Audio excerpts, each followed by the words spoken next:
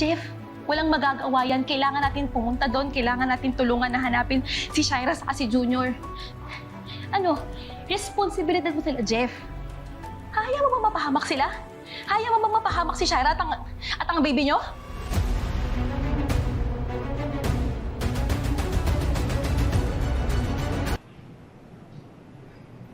Anak ko si Junior.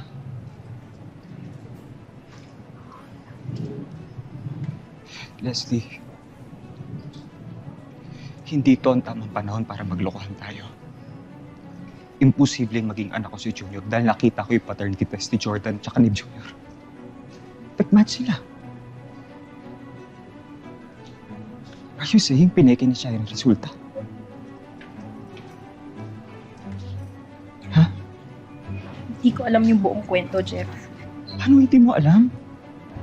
Basta nakwento sa akin ni Shaira na hindi nga daw siya sigurado kung sino sa inyo ni Jordan yung totoong tatay ni Junior.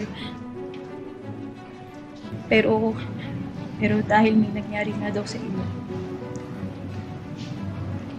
posibleng anak ko si Junior. Hindi mo sa akin sinabi yun?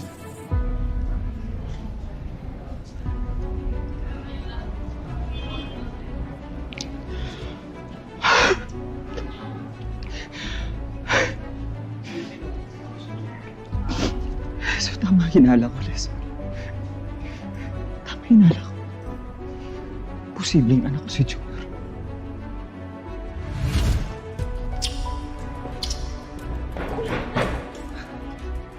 Two months ka ng buntis? Yes.